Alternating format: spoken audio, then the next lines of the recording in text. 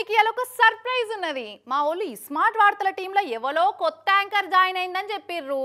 ఎవరో మరి నాకు కూడా తెలియదు కానీ నాకంటే బెటర్ అని చెప్పుకుంటా తిరుగుతుందట. మీరైతే ఇట్టేట్రండ్రి.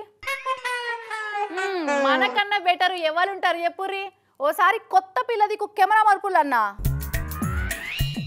ఓ పిల్ల యాడున్నో? ఈ విశాలమైన హైదరాబాద్లా మా తెలుగు ప్రజల గుండెల్లో ఉన్నా. ఏ నీకు ఇల్లు లేదా? స్టూడియోకి రాకుండా బయట ఏం చేస్తున్నావు అమ్మా? ఎప్పుడో వచ్చిన తొందేక మళ్ళీ బయటకు వచ్చేసిన నీ పిల్ల. అది సీనియర్స్ అంటే ఆ మాత్రం రెస్పెక్ట్ ఉండాలమ్మా, ఉండాలి. జాయిదలాడి మొత్తానికి సీనియర్ సిటిజన్ అని ఒప్పుకున్నా.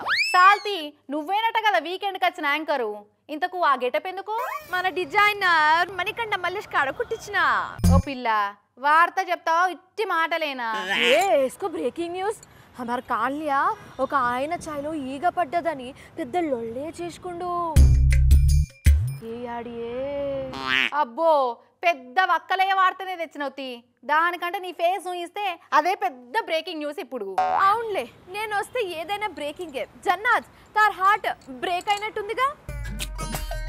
లైవ్ లో ఉన్నావు పిల్ల, జరంత మైండ్ తో మాట్లాడు. మౌత్ తో మాట్లాడితే నీకేమైనా ప్రాబ్లమా? జోయాడి. అబ్బో ఏందో అనుకున్నా కానీ పెద్ద గడుసుదానివే ఉన్నావు కదా. అయినా రేపు చూస్తావుగా.